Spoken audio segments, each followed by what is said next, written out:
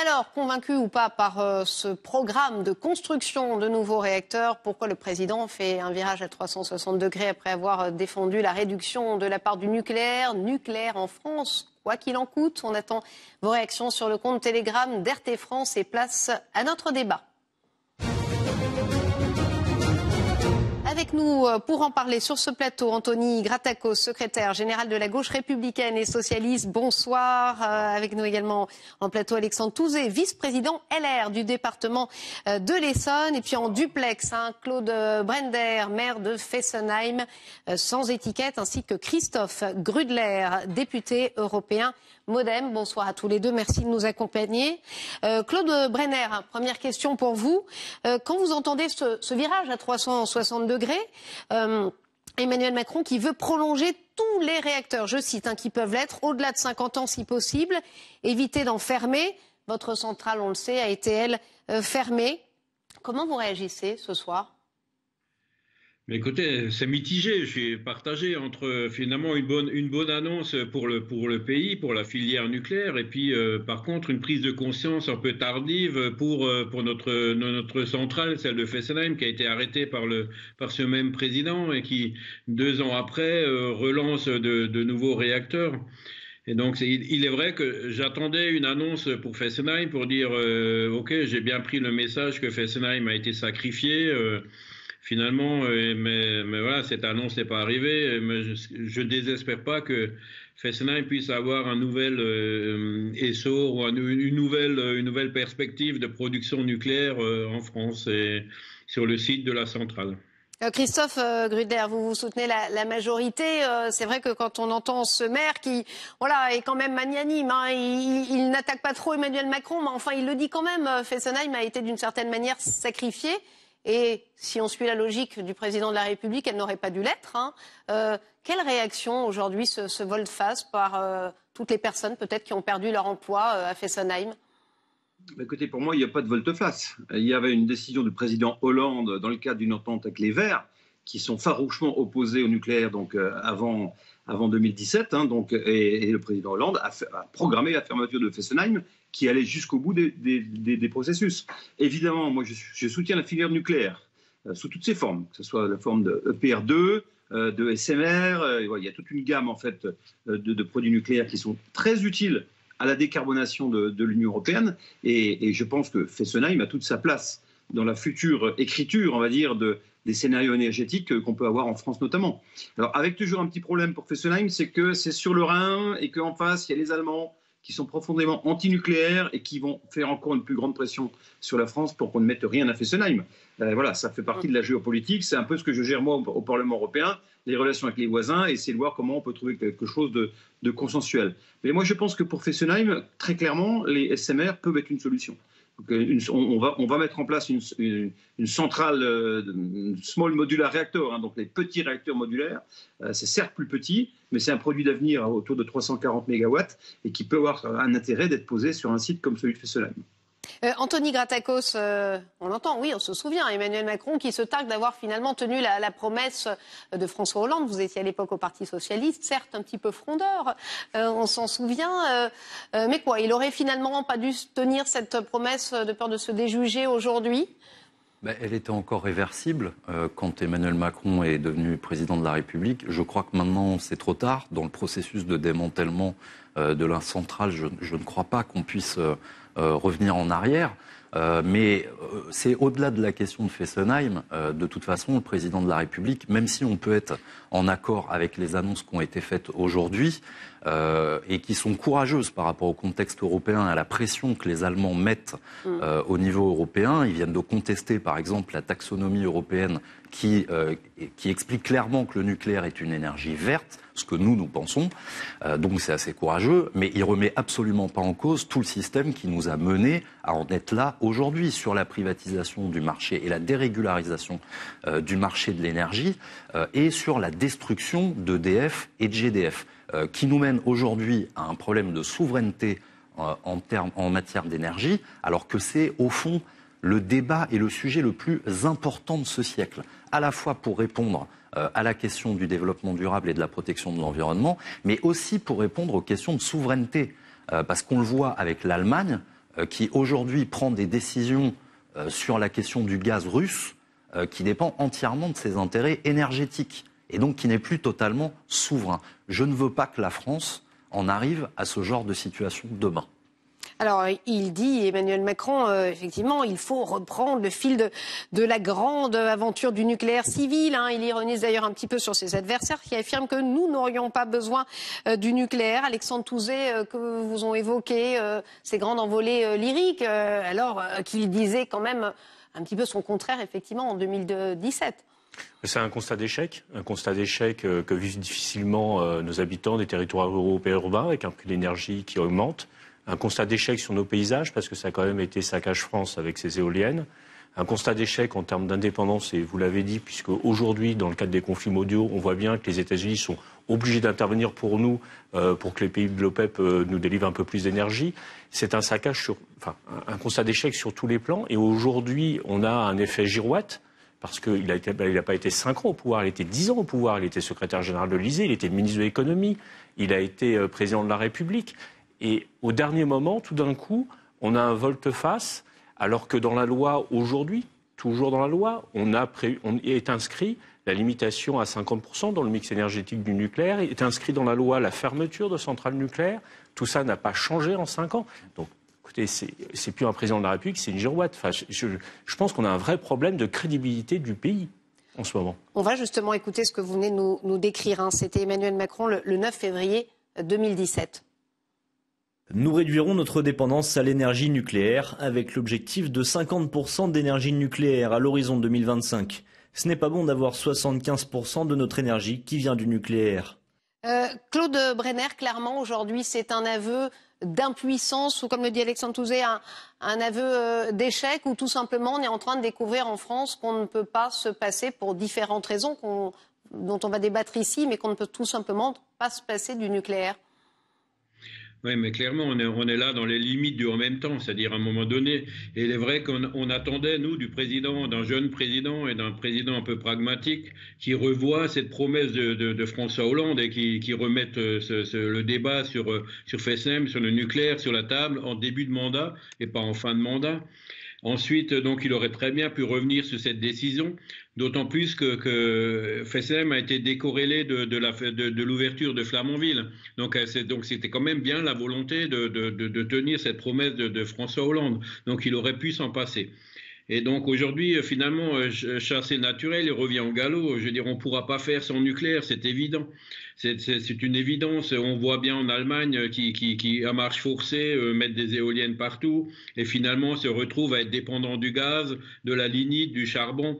Et donc, leur production électrique, elle est 4-5 fois, elle émet plus de CO2 que le mix français. Donc, cherchez l'erreur. Ils ont mis 500 milliards sur la table pour mettre des éoliennes partout, pour saccager leur paysage et leur pays.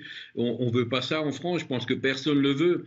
Donc, le nucléaire est incontournable. C'est comme ça. En attendant peut-être la fusion, peut-être d'autres énergies. Mais pour ce siècle-là, il faut encore de l'énergie nucléaire. C'est évident. Effectivement, Christophe Grudler, pour ce siècle-là, c'est ce que nous dit aussi en substance assez amère Yannick Jadot, qui a exprimé sa colère avant même qu'Emmanuel Macron prenne la parole. Il dit on va s'en prendre jusqu'à la fin du siècle. C'est ainsi qu'on voit les choses et comme on le dit, on n'a pas le choix. Ça veut dire qu'on n'a pas eu la bonne vision et les bonnes stratégies en amont. Alors, Yannick Jadot est toujours dans le dogme, donc il faut toujours éviter de ça lorsqu'on parle d'énergie. C'est pas le plus dogmatique chez les écologistes. Oui. Il y en a quelques-uns, mais lui en fait partie. Enfin, je veux dire, clairement, il ne veut pas de nucléaire. Donc, à partir de ce moment-là, vous essayez de tout démontrer pour arriver à ce résultat-là. Donc, c'est pas très positif. Non, ce que je veux simplement dire, c'est qu'il n'y a pas eu de volte-face, comme j'entends dire par M. Touzet. Alors, ça lui arrache peut-être la bouche de dire aujourd'hui que ce qui a été annoncé est bien. Ça, il pourrait aussi avoir le courage politique de le dire. Mais en 2018, le président de la République a commandé des études énergétiques sur les futurs énergétiques de la France. C'était bien pour savoir vers quoi on devait s'orienter au niveau énergétique. Les scénarios de RTE ont été rendus il y a quelques mois seulement et disent clairement que sans nucléaire, il n'y a pas de décarbonation possible de la France et également d'ailleurs de l'Union européenne. Donc on a effectivement besoin du nucléaire, on avait besoin d'un plan, d'une vision. Et l'annonce de 6 EPR tout de suite et de 8 encore autres mis en chantier derrière, C'est sûr que c'est un chantier monumental de plusieurs dizaines de milliards, mais qui sont indispensables parce que notre production électrique, elle va doubler. On va passer de 25% de production d'électricité dans le mix énergétique à 55%. Donc en fait, on va avoir besoin de davantage de moyens de production. Et le seul moyen de production pilotable, décarboné, c'est le nucléaire. Donc il ne faut évidemment pas s'en priver, parce que sinon, effectivement, ce sont les moyens polluants qui permettront de réguler l'intermittence des énergies renouvelables. Alors effectivement, le nucléaire qui est déjà très puissant, qui représente une grosse part dans notre pays. Regardez, la France, deuxième pays le plus nucléarisé au monde quand même, après les États-Unis. 70% de la production d'électricité tricolore provient de l'atome. 4 régions qui assurent plus de 80% de la production nucléaire. Alexandre Touzé, ça vous évoque quoi, le deuxième pays le plus puissant en termes de nucléaire après les États-Unis? Eh bien, écoutez, une grande fierté. Moi, je suis très heureux quand la France peut être autonome, quand la France est souveraine, quand il y a des savoir-faire industriels. Et je crois qu'il y a un des enjeux qui est devant nous, c'est la reconquête de ces savoir-faire industriels. Ce que je voudrais dire, c'est qu'en fait, sur l'énergie, et pour répondre à mon cher collègue député européen, on a la même chose que sur la sécurité. Au fond, c'est à la fin du mandat qu'on découvre qu'il y a des problèmes. Et alors, tout d'un coup, on s'agite, on fait des commissions, on fait des études. Gouverner, c'est pas ça. Qui a un temps de réflexion? Tout le monde ici peut l'admettre. Effectivement, on n'a pas, quand on est candidat, forcément toute une vision. On prend connaissance, même s'il était secrétaire général adjoint de l'Élysée, même s'il était ministre de l'économie. Je pense qu'il avait quand même un certain nombre de données. Mais on ne décide pas de l'avenir énergétique de la France à quelques semaines de la campagne présidentielle. L'arrière-pensée, c'est quoi? Il était en campagne, Emmanuel Macron, ou peut-être après la crise ukrainienne, il se rend compte que plus que jamais, il faut être indépendant, c'est ça? Mais le problème, c'est qu'aujourd'hui, il y a des gens qui ont des restes à vivre dans les milieux ruraux ou périurbains parce qu'ils sont obligés de prendre leur voiture. Moi, j'habite dans un territoire périurbain, il y a un train qui passe de temps en temps. Je peux vous dire qu'aujourd'hui, la politique d'Emmanuel Macron, on la voit quand on prend sa voiture, on la voit quand on se chauffe. Et moi, je veux bien qu'on me dise qu'il a fallu 5 ans pour étudier le sujet. Ben, alors là, il y a un petit problème, monsieur le député européen. Moi, je veux bien que vous me disiez ça. Moi, je gère une commune, je suis vice-président d'un département, je ne mets pas 5 ans à étudier un problème. Sinon, les gens me virent. Je veux dire, il y a un moment... Non, mais, pardonnez-moi, mais... Je pense que l'action politique doit avoir un lien avec l'efficacité. Sinon, on n'est plus crédible. Et je pense qu'aujourd'hui, on a vraiment un problème de crédibilité. Et je le dis, et je suis d'accord avec vous, les 6 EPR, on le retrouve dans le programme de Valérie Pécresse. Donc, je ne veux pas dire que je suis contre, on le retrouve. Mais simplement, si vous avez lancé ça il y a 5 ans, eh ben on se serait retrouvés et je vous aurais félicité. Mais aujourd'hui, et c'est très malheureux parce que j'aurais aimé vous féliciter, mais je ne peux pas le faire, parce que le prix à la pompe est élevé, puisque le reste à vivre pour les gens aujourd'hui, eh ben, ils voient que ça diminue. Les travaux d'efficacité énergétique sur les bâtiments publics, sur les particuliers, ça n'a pas avancé. Les transports publics, ça n'a pas suffisamment avancé. Les énergies propres, alternatives, parce qu'il y en a, la biomasse, le bois, etc., on n'a pas suffisamment avancé. Donc je suis désolé, j'aurais aimé le faire. Je ne suis pas dans une démarche politique. Mais franchement, établir un diagnostic énergétique de la France quelques semaines avant l'élection présidentielle, j'aurais du mal, oui, à vous féliciter, parce que je ne serais même pas crédible vis-à-vis de mes concitoyens. La réponse? Si vous me permettez, ce n'est pas le président qui a décidé ça maintenant. Si RTE, donc le transporteur public d'électricité français, a mis autant de temps, parce qu'il faut quand même une expertise très poussée, il a fait cette expertise très poussée, il la remet il y a 2 mois au président de la République. C'est public, donc tout le monde voit les différents scénarios et il y a des choix à prendre. Et un président de la République responsable qui gouverne, eh bien, il prend ses décisions maintenant. Il ne se dit pas, il y a la campagne électorale, on va faire musette, on va présenter des jolies choses, on va se battre contre Mme Pécresse ou je ne sais qui. Non, je veux dire, il trace des lignes, et ces lignes-là, il faut absolument, je veux dire, au nom de l'intérêt national, qui est notre souveraineté énergétique, il faut vraiment qu'on puisse avoir cette capacité à dire ensemble, OK, on part là-dessus. Et après, on parle de différences dans le cadre de la campagne qui va arriver pour tout le monde très bientôt, mais je pense qu'il ne faut pas mélanger les choses. S'il n'avait pas agi, vous auriez dit encore dans 1 mois, il n'a pas agi assez vite, que ce qu'il fait, il ne fait rien là-dessus. Là, il agit suite à un rapport qui vient de lui être rendu, et non, il va trop vite. Bon. Donc voilà, il faut un petit peu être cohérent. Sur la lutte contre l'augmentation des prix, je rappelle quand même tous les efforts qui ont été faits par Bercy, par notamment Bruno Le Maire, le gouvernement et donc le président de la République, pour limiter la hausse des prix pour les concitoyens. Et comme on est dans une campagne électorale, c'est vrai que l'effort a été supporté par EDF. voilà, on accuse le président de la République d'avoir fait porter ça par EDF. S'il n'avait pas fait porter par EDF, on se serait plaint que les prix auraient augmenté pour les gens. Donc il y a aussi un moment, il faut être cohérent. Là, je pense que ça va vraiment dans le bon sens. Et il faut le dire. Moi, je suis de la majorité présidentielle. Si ça n'allait pas dans le bon sens, je vous le dirais, avec autant de franchise. Parce que j'ai oublié le dogme. Au Parlement européen, on travaille un peu avec tous les groupes politiques. Hein. Et ce que vous dites sur la biomasse, sur les autres énergies, c'est le Green Deal européen qui est en train d'être terminé au niveau législatif, au niveau du Parlement européen. Dans 4 mois, on saura tous les financements qu'on aura, notamment pour l'efficacité énergétique, pour l'isolation des bâtiments, pour la biomasse, pour l'intégration de l'hydrogène dans les transports, etc. Donc il y a un travail qui se fait. Bon, vous savez que des fois c'est un peu long. Justement, pardonnez-moi, pardonnez-moi parce que je vais essayer de distribuer la parole équitablement à propos de financement. Hein. Évidemment, c'est une question qui se pose. Hein. C'est un programme nucléaire d'une ampleur inégalée depuis 40 ans. Montant de ce programme estimé entre 50 et 60 milliards d'euros sur près de 30 ans. Anthony Gratakos, vous vous inquiétez, vous, sur justement le financement de ce programme assez ambitieux? Oui, bien sûr, on est inquiet parce que le président fait des annonces qui vont plutôt dans le bon sens, mais aujourd'hui, on ne sait pas avec quels moyens. Le détricotage d'EDF, GDF, avec sa privatisation, aujourd'hui, fait qu'EDF est dans une situation extrêmement délicate, qu'elle a perdu beaucoup en puissance. Et l'État lui fait effectivement payer la libéralisation du marché, par exemple en décidant qu'elle va vendre moins cher l'électricité à ses concurrents qui va la vendre. On ne sait pas pourquoi ils existent, ces gens-là, à part pour faire monter les prix.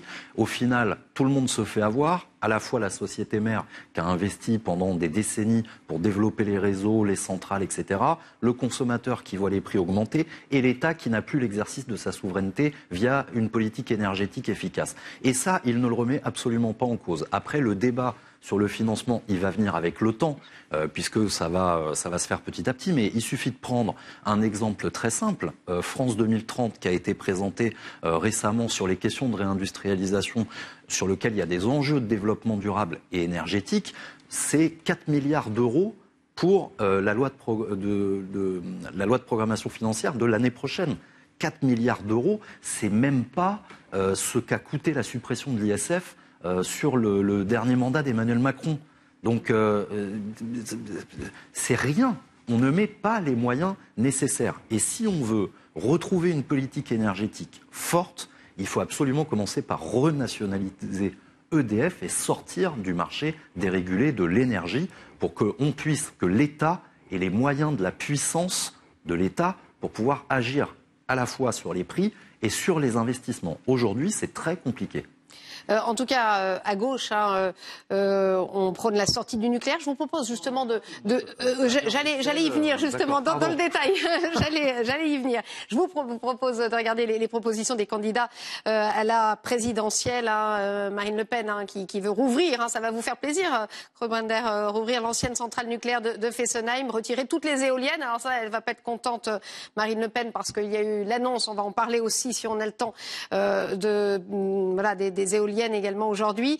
Valérie Pécresse, LR, Éric Zemmour, construire des nouveaux EPR. Et puis, je le disais, à gauche, Anne Hidalgo, au PS, Jean-Luc Mélenchon, Yannick Jadot, la France Insoumise, sortir du nucléaire avec évidemment les écologistes. Christiane Taubira, quand elle veut remettre en place un référendum.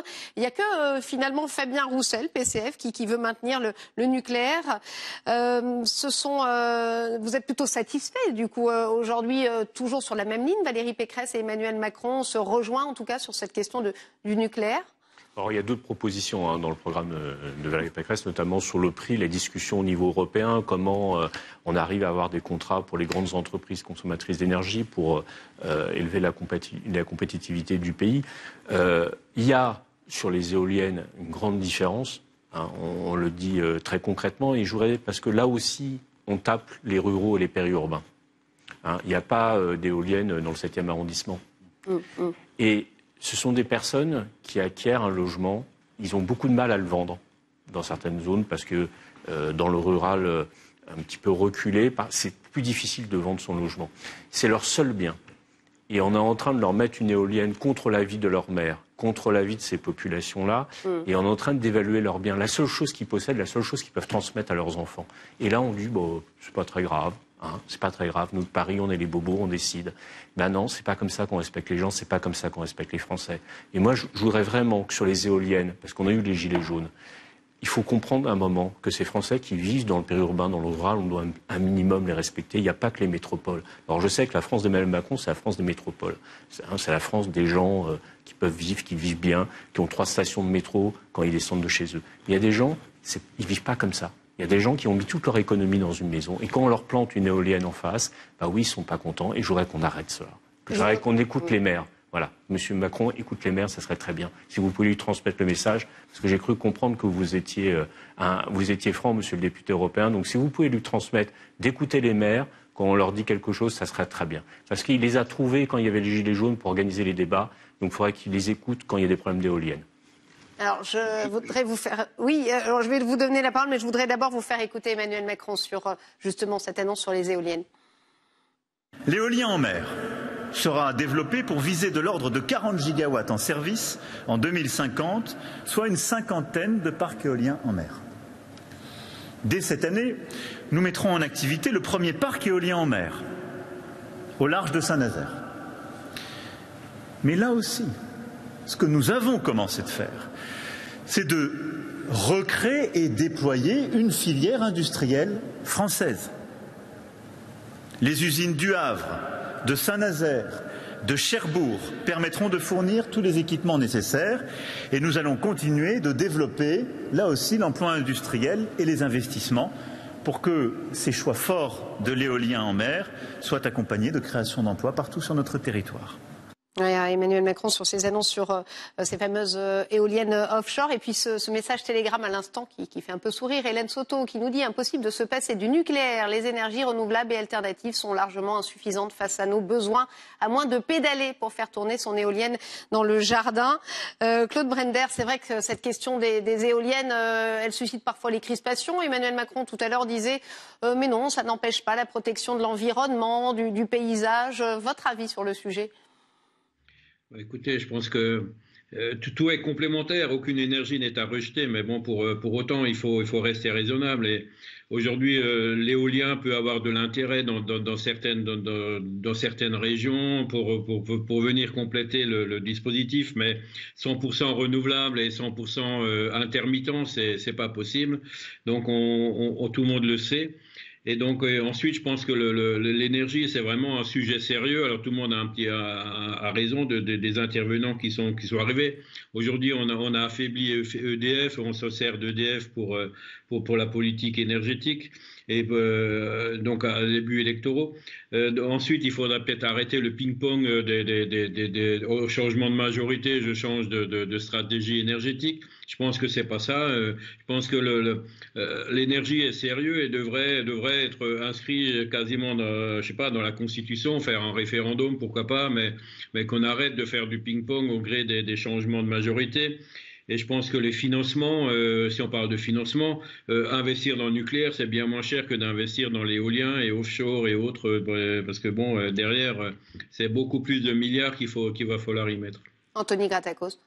Oui, bien sûr, mais alors effectivement, monsieur le maire a raison, il peut avoir un intérêt à installer des parcs d'éoliennes offshore. Bon, même si je suis d'accord aussi sur le fait qu'il faut écouter, je suis moi-même élu local, à un moment, on peut pas utiliser les maires, les départements et les régions que quand on en a besoin, quand on doit travailler avec eux, on doit les écouter, on doit entendre ce qu'ils disent et les populations avec. Et elles n'ont pas été écoutées, effectivement. Mais surtout, moi, ce qui m'inquiète, c'est que au-delà de ces annonces, on a aujourd'hui des outils qui existent en France pour pouvoir développer l'énergie différemment. Je pense par exemple à l'hydroélectrique, qui aujourd'hui ne sert que de régulateur de production, il est largement sous-utilisé. On ne fait plus d'investissement dans ce domaine. En plus, il est menacé par une volonté de l'Union européenne de privatiser, donc de vendre ces barrages, ce qui est très dangereux, parce qu'on parle beaucoup d'accidents nucléaires. Les 3 accidents nucléaires majeurs qui ont eu lieu dans le monde, 2 étaient des entreprises privées. Bon, et après, Tchernobyl, c'est un sujet assez particulier. Mais ce que je veux dire, c'est qu'on a des moyens, avant de déclencher des milliards dans des choses dont on ne sait pas bien comment on va les retraiter après, parce que ce ne sont pas des installations de long terme. Donc on parle des déchets nucléaires, on ne sait pas comment on retraite les éoliennes une fois qu'elles ont arrêté de produire. Les installations, elles existent. Peut-être faudrait-il en développer d'autres sur l'hydroélectrique. Et je serais curieux de voir d'ailleurs la réaction de certains écologistes qui vont nous expliquer que telle vallée, tel endroit ne peut pas être utilisé pour faire de l'hydroélectrique alors que c'est une énergie propre et que quand on va les privatiser, on voit les mêmes sur les barrages pour les défendre, mais ils auraient empêché de les faire il y a 50 ans. Donc on est dans un paradoxe assez intéressant, mais là, ça ne demande pas des investissements massifs, ça demande de changer de politique et d'organisation dans la priorité du mix énergétique français, et j'invite le président à le faire, et je pose la question, je m'associe à mon collègue pour poser la question aux députés européens et lui dire qu'il explique à Emmanuel Macron que au lieu de faire des annonces qui sont électorales, on mène une vraie politique énergétique dans ce pays et qu'il en discute avec les Français.